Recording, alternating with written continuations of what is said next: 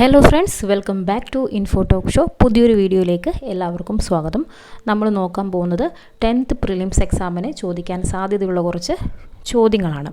അപ്പോൾ നമുക്കറിയാം, July 18, August 1 എന്നീ തീയതികളിലായിട്ടാണ് 10th പ്രിലിംസ് എക്സാം നടക്കാൻ പോകുന്നത്. അപ്പോൾ ആ ഒരു ദിവസത്തേക്ക് നമ്മൾ ഇപ്പോഴേ പ്രിപ്പയർ ചെയ്ത് തുടങ്ങണം. എങ്കിൽ മാത്രമേ നല്ലൊരു റിസൾട്ട് നമുക്ക് നേടാൻ സാധിക്കുകയുള്ളൂ.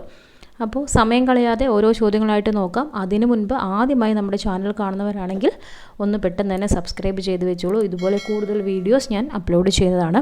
നമ്മൾ ഓൾറെഡി കുറച്ച് വീഡിയോ ചെയ്തിട്ടുണ്ട്. അത് കാണാത്തവരാണെങ്കിൽ നിങ്ങൾ അതും കൂടെ ഒന്ന് കണ്ടു നോക്കുക കേട്ടോ. ആദ്യത്തെ ചോദ്യം ഇതാണ്: പ്രത്യക്ഷരക്ഷാ ദേവസഭ എന്ന സാമൂഹ്യ പരിഷ്കരണ പ്രസ്ഥാനത്തിൻ്റെ സ്ഥാപകൻ. പ്രത്യക്ഷരക്ഷാ ദേവസഭ എന്ന സാമൂഹ്യ പരിഷ്കരണ പ്രസ്ഥാനത്തിൻ്റെ സ്ഥാപകൻ. ഓപ്ഷൻ നോക്കി കറക്റ്റായിട്ടുള്ള ആൻസർ ഒന്ന് ഗസ് ചെയ്ത് നോക്കാം.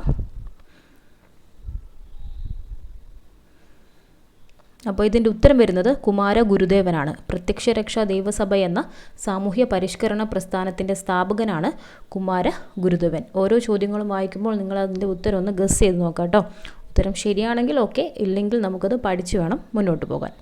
അടുത്ത ചോദ്യം: ഇന്ത്യയുടെ ദാരിദ്ര്യത്തിനുള്ള കാരണം ബ്രിട്ടീഷുകാരുടെ സാമ്പത്തിക ചോർച്ചയാണെന്ന് ചോർച്ചാ സിദ്ധാന്തത്തിലൂടെ സമർത്ഥിച്ച ഇന്ത്യൻ സാമ്പത്തിക വിദഗ്ധൻ. ഇന്ത്യയുടെ ദാരിദ്ര്യത്തിനുള്ള കാരണം ബ്രിട്ടീഷുകാരുടെ സാമ്പത്തിക ചോർച്ചയാണെന്ന് ചോർച്ചാ സിദ്ധാന്തത്തിലൂടെ സമർത്ഥിച്ച ഇന്ത്യൻ സാമ്പത്തിക വിദഗ്ധൻ. ഉത്തരം വരുന്നത് ദാദാബായ് നവറോജി. അടുത്ത ചോദ്യത്തിലേക്ക് കടക്കുന്നു. സ്വതന്ത്ര ഇന്ത്യയുടെ ആദ്യത്തെ ഗവർണർ ജനറൽ. സ്വതന്ത്ര ഇന്ത്യയുടെ ആദ്യത്തെ ഗവർണർ ജനറൽ. ഉത്തരം ഓപ്ഷൻ സി ആണ്, മൗണ്ട് ബാറ്റൻ പ്രഭു. സ്വതന്ത്ര ഇന്ത്യയുടെ ആദ്യത്തെ ഗവർണർ ജനറലാണ് മൗണ്ട് ബാറ്റൻ പ്രഭു. നമുക്ക് അടുത്ത ചോദ്യം നോക്കാം. കേരളത്തിലെ ആദ്യത്തെ സർവകലാശാല. കേരളത്തിലെ ആദ്യത്തെ സർവകലാശാല.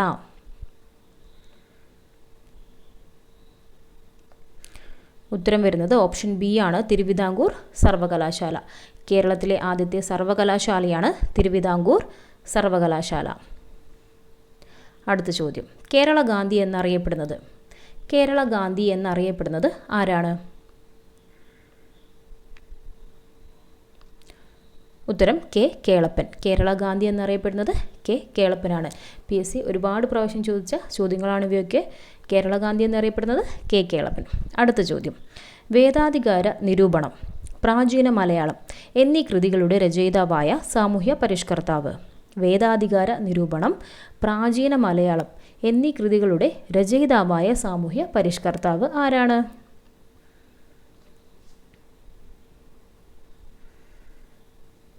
ഉത്തരം നോക്കിക്കോളൂ, ചട്ടമ്പി സ്വാമികളാണ്. വേദാധികാര നിരൂപണം, പ്രാചീന മലയാളം ഈ കൃതികൾ ആരുടെയാണ്? ചട്ടമ്പി സ്വാമികളുടെയാണ്. അടുത്തത്: സമുദ്രനിരപ്പിൽ നിന്നും 7.5 മീറ്റർ മുതൽ 75 മീറ്റർ വരെ ഉയരമുള്ള കേരളത്തിൻ്റെ ഭൂപ്രകൃതി വിഭാഗം. സമുദ്രനിരപ്പിൽ നിന്നും 7.5 മീറ്റർ മുതൽ 75 മീറ്റർ വരെ ഉയരമുള്ള കേരളത്തിൻ്റെ ഭൂപ്രകൃതി വിഭാഗം ഏതാണ്?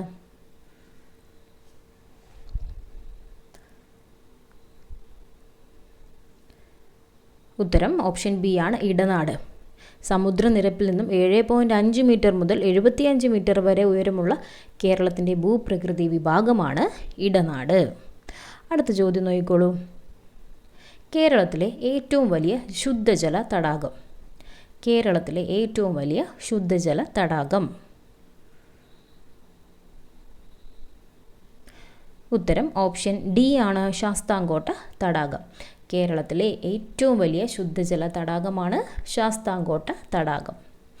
അടുത്ത ചോദ്യം: ആലപ്പുഴ, കോട്ടയം, എറണാകുളം ജില്ലകളിലായി വ്യാപിച്ചു കിടക്കുന്ന കായൽ ഏതാണ്?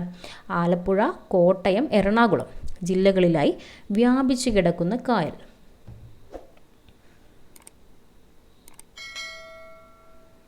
ഉത്തരം വേമ്പനാട്ട് കായലാണ്. ആലപ്പുഴ, കോട്ടയം, എറണാകുളം ജില്ലകളിലായി വ്യാപിച്ചു കിടക്കുന്ന കായൽ വേമ്പനാട്ട് കായൽ. അടുത്ത ചോദ്യം: ദേശീയ മനുഷ്യാവകാശ കമ്മീഷൻ്റെ ആദ്യത്തെ ചെയർമാൻ ആര്? ദേശീയ മനുഷ്യാവകാശ കമ്മീഷൻ്റെ ആദ്യത്തെ ചെയർമാൻ ആര്?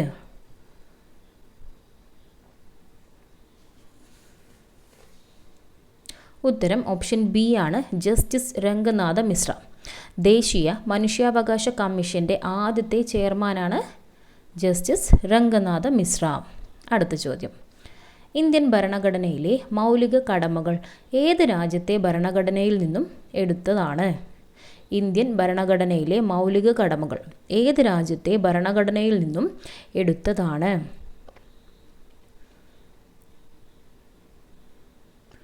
ഉത്തരം സോവിയറ്റ് യൂണിയൻ. ഇന്ത്യൻ ഭരണഘടനയിലെ മൗലിക കടമകൾ ഏത് രാജ്യത്തെ ഭരണഘടനയിൽ നിന്നും എടുത്തതാണ്? സോവിയറ്റ് യൂണിയൻ്റെ ഭരണഘടനയിൽ നിന്നും എടുത്തിട്ടുള്ളതാണ്. അടുത്ത ചോദ്യം, ഇന്ത്യൻ ഭരണഘടനയുടെ ആത്മാവും ഹൃദയവും എന്ന് വിശേഷിപ്പിക്കുന്ന ആർട്ടിക്കിൾ ഏത്? ഇന്ത്യൻ ഭരണഘടനയുടെ ആത്മാവും ഹൃദയവും എന്ന് വിശേഷിപ്പിക്കുന്ന ആർട്ടിക്കിൾ ഏത്? ഉത്തരം ഓപ്ഷൻ എ ആണ്, ആർട്ടിക്കിൾ 32. ഇന്ത്യൻ ഭരണഘടനയുടെ ആത്മാവും ഹൃദയവും എന്ന് വിശേഷിപ്പിക്കുന്ന ആർട്ടിക്കിളാണ് ആർട്ടിക്കിൾ 32. അടുത്ത ചോദ്യം, ഇന്ത്യയുടെ ദേശീയ മുദ്രയിൽ ഉൾപ്പെട്ടിട്ടുള്ള മൃഗങ്ങൾ ഏതെല്ലാം? ഇന്ത്യയുടെ ദേശീയ മുദ്രയിൽ ഉൾപ്പെട്ടിട്ടുള്ള മൃഗങ്ങൾ ഏതൊക്കെയാണ്?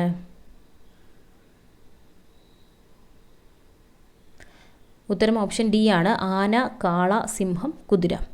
വളരെ സിമ്പിളായിട്ടുള്ളൊരു ക്വസ്റ്റ്യൻ ആണ്, എന്നാൽ പെട്ടെന്ന് തന്നെ തെറ്റിപ്പോവാനും സാധ്യതയുണ്ട്. ശ്രദ്ധിച്ചു നോക്കുക. ആന, കാള, സിംഹം, കുതിര. ഇന്ത്യയുടെ ദേശീയ മുദ്രയിൽ ഉൾപ്പെട്ടിട്ടുള്ള മൃഗങ്ങളാണ് ആന, കാള, സിംഹം, കുതിര. ഓക്കെ, അടുത്ത ചോദ്യം, ത്രിവർണ പതാകയെ ഇന്ത്യയുടെ ദേശീയ പതാകയായി ഭരണഘടനാ നിർമ്മാണ സഭ അംഗീകരിച്ചതെന്ന്? ത്രിവർണ പതാകയെ ഇന്ത്യയുടെ ദേശീയ പതാകയായി ഭരണഘടനാ നിർമ്മാണ സഭ അംഗീകരിച്ചത് എന്നാണ്?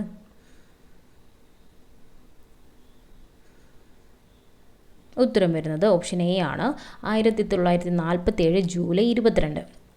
1947 ജൂലൈ 22-നാണ് ത്രിവർണ പതാകയെ ഇന്ത്യയുടെ ദേശീയ പതാകയായി ഭരണഘടനാ നിർമ്മാണ സഭ അംഗീകരിച്ചത്. അടുത്ത ചോദ്യം നോക്കിക്കോളൂ. രാജാറാം മോഹൻ റോയ് ബംഗാളി ഭാഷയിൽ ആരംഭിച്ച പത്രം? രാജാറാം മോഹൻ റോയ് ബംഗാളി ഭാഷയിൽ ആരംഭിച്ച പത്രം?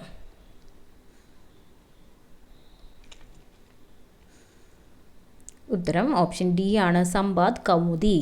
രാജാറാം മോഹൻ റോയ് ബംഗാളി ഭാഷയിൽ ആരംഭിച്ച പത്രമാണ് സംബാദ് കൗമുദി. അടുത്ത ചോദ്യം നോക്കാം. ശ്രീനാരായണ ഗുരുവിൻ്റെ ജന്മസ്ഥലം? ശ്രീനാരായണ ഗുരുവിൻ്റെ ജന്മസ്ഥലം? ഉത്തരം ഓപ്ഷൻ ബി ആണ്, ചെമ്പഴന്തി. ശ്രീനാരായണ ഗുരുവിൻ്റെ ജന്മസ്ഥലമാണ് ചെമ്പഴന്തി. കേരളത്തിലെ ദേശീയ ജലപാത? കേരളത്തിലെ ദേശീയ ജലപാത താഴെ തന്നിരിക്കുന്നവയിൽ ഏതാണ് കേരളത്തിലെ ദേശീയ ജലപാത? ഉത്തരം ഓപ്ഷൻ സി, NW3. കേരളത്തിലെ ദേശീയ ജലപാത NW3. അപ്പോൾ ഫ്രണ്ട്സ്, അടുത്ത ചോദ്യം നിങ്ങൾക്കായുള്ളതാണ്. ഈ സ്പെഷ്യൽ ക്വസ്റ്റ്യൻ്റെ ഉത്തരം എല്ലാവരും നമ്മുടെ കമൻറ്റ് ബോക്സിൽ രേഖപ്പെടുത്തുക. താഴെ പറയുന്നവയിൽ റെയിൽവേ ഇല്ലാത്ത ജില്ല ഏത്? താഴെ പറയുന്നവയിൽ റെയിൽവേ ഇല്ലാത്ത ജില്ല. അപ്പോൾ ഓപ്ഷൻസ് ഇതൊക്കെയാണ്: പത്തനംതിട്ട, പാലക്കാട്, മലപ്പുറം, വയനാട്. ഇതിൽ റെയിൽവേ ഇല്ലാത്ത ജില്ല ഏതാണെന്ന് എല്ലാവരും നമ്മുടെ കമൻറ്റ് ബോക്സിലൊന്ന് രേഖപ്പെടുത്തുക. എത്ര പേർക്ക് കറക്റ്റായിട്ടുള്ള ആൻസർ അറിയാമെന്ന് നമുക്ക് നോക്കാം. വളരെ സിമ്പിളായിട്ടുള്ളൊരു ചോദ്യവുമാണ്. അപ്പോൾ ഇനി നമുക്ക് കഴിഞ്ഞ വീഡിയോയിൽ നിങ്ങൾക്കായി തന്ന സ്പെഷ്യൽ ക്വസ്റ്റ്യൻ്റെ ഉത്തരം നോക്കാം. ചോദ്യം ഇതായിരുന്നു: നമ്മുടെ ദേശീയ ഗാനമായ ജനഗണമന ഏതു ഭാഷയിലാണ് രചിച്ചത്? ഓപ്ഷൻസ്: മറാത്തി, ഹിന്ദി, ബംഗാളി, ഗുജറാത്തി. ഉത്തരം വരുന്നത് ബംഗാളി. നമ്മുടെ ദേശീയ ഗാനമായ ജനഗണമന രചിച്ചിരിക്കുന്ന ഭാഷ ബംഗാളി.